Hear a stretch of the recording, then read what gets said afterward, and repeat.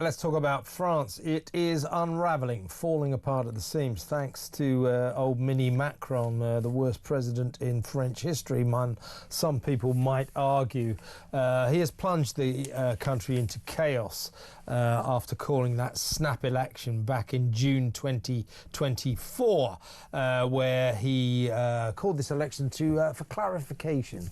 Ever since then, the country has been, as I say, unravelling. Now, yesterday, the Prime Minister, the latest Prime Minister, Francois Bayrou, resigned after losing a confidence vote by 364 votes to 194 votes in the National Assembly.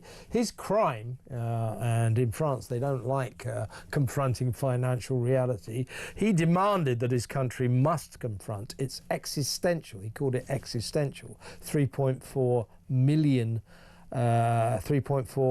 billion euro debt.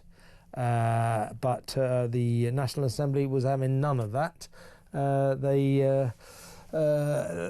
voted him out, basically, so he has to go, and Macron has now to decide how to find France's, wait for it, count them, fifth Prime Minister in less than 2 years. It is a mess. Let's speak to the Spectator's excellent French correspondent, Gavin Mortimer. Hello, Gavin. Kevin, how are you? I'm very, very well. Well, tell us what the hell is going on over there. I mean, you've written a piece in The Spectator just before Bayrou resigned saying Macron must go. But he seems like some kind of disease that you can't get rid of. He never goes. Now, 5 prime ministers in less than 2 years. I mean, that is shambles incarnate, isn't it? What the hell is going on over there? It is. He's Macron, the master of chaos. Just to correct you, Kevin, I know it is very hard to keep up. The debt is actually 3.4 trillion. Trillion. I'm sorry, I said billion, didn't I? You did say billion. If only it was 3.4 billion. Yeah. But hey, what's a few billions here and there to the French? They are absolutely in the mud, so to speak, if you are saying that a French way. And yeah, so it's just been announced a couple of hours ago that the man with the hardest task in world politics is Sebastien Lecornu. He has just been named the new Prime Minister, as you said, the 5th in under 2 years. He's also the 7th of Macron's presidency, which has been going on for 8 years. So Macron has he's gone through as many prime ministers as Francois Mitterrand did in his 14 years as president. So that's a record. That's 7 is the most. So if Sebastien Lecornu doesn't last the distance, and the smart money suggests he won't, then Macron will have broken a record as having worked his way through the most prime ministers of the Fifth Republic. And as you said at the top of the report there, Kev, that he is without doubt the worst president of certainly the Fifth Republic that was founded in 1958. He has just destroyed France economically, socially. I can't remember, I've lived in France for many years, such a bitterly divided country. And it's very worrying. Tomorrow, there's a protest movement, block everything. The French security services are very, very worried.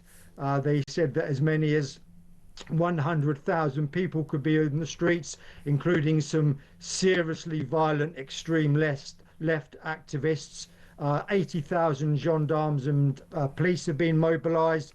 So it is just reaching boiling point here in France. And what is the political machinery? How can the French get rid of Macron? Does he have to resign, or is there a way of defenestrating him? That's a good question. No, there isn't. Probably no country in the West invests so much power to a leader as France does. Macron has said he's due to be in office until April 2027. He said last month he's absolutely no intention of resigning. There's nothing that can be done through constitutionally to remove him, and this is why I think the people are increasingly worried about this, that it will be direct action on the street. And of course you don't really need to to be too much of a history buff to know what the French are like with their revolutions. And it's yeah, it's a worrying time. It's the far left, La France Insoumise. That's the party led by Jean-Luc Mélenchon, who's sort of a more hardline version of Jeremy Corbyn. He's very much behind the protest tomorrow. They've tabled a motion of no confidence in Macron, which is symbolic. It's not going to succeed. It's in toppling him.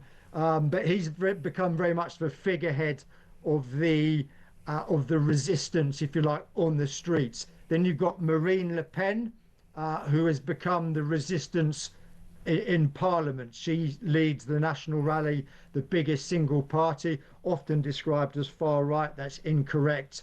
They're actually sort of left-wing economically, but she's got common sense views on mass immigration, insecurity and Islamism, very similar really to, in that respect, to Nigel Farage and Reform. So you've got really the country is divided into these three blocks: the left, the right with Le Pen, and then Macron and his centrists. Macron, the centrists, they've dwindled down to just a few loyalists. That's why he's appointed this man, Sebastien Lecornu, who's the last real loyalist to Macron. He's been there since 2017, and it's the last desperate throw of the dice by Macron, but I think that the numbers aren't going to come up for him.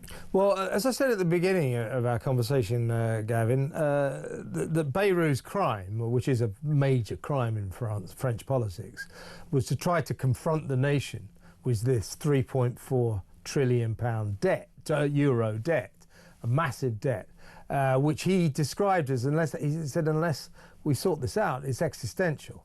It could plunge France into literal bankruptcy.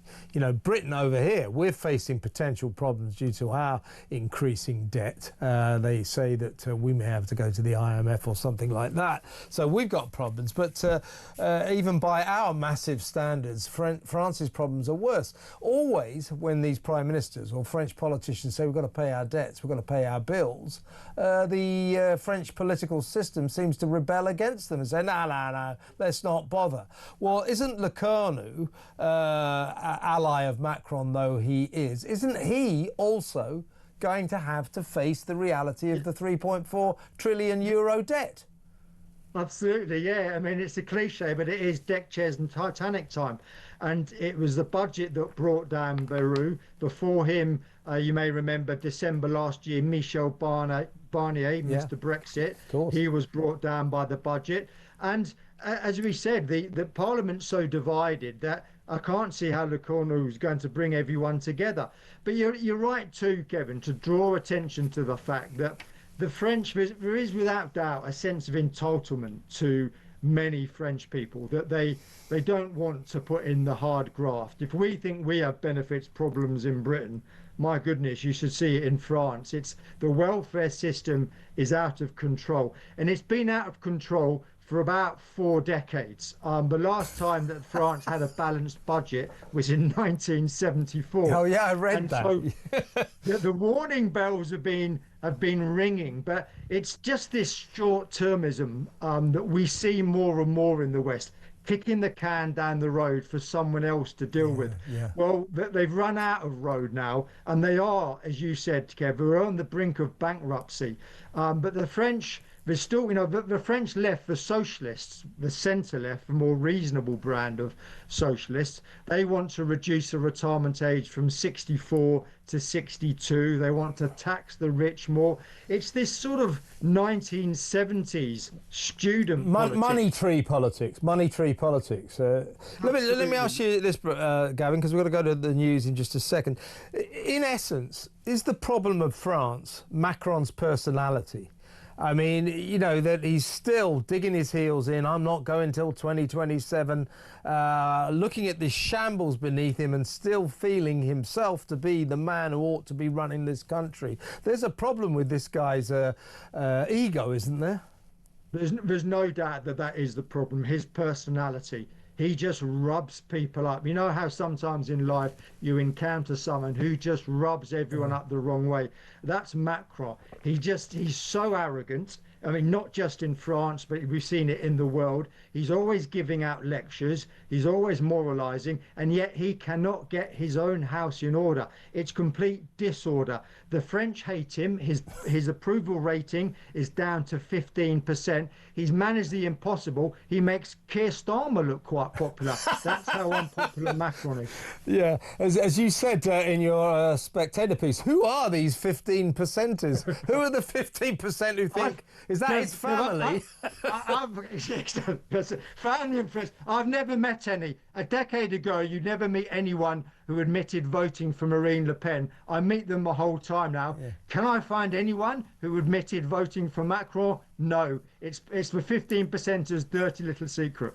Unbelievable. Well, listen, Gavin, we'll keep in touch. Great piece in the Specky, and I suspect we may need you on the show pretty damn soon after tomorrow. So good to talk to you as always, mate. Gavin Mortimer there, the Spectator's French man, French correspondent. Well, he's not French, you can hear that. But always good to talk to him. He really knows his stuff.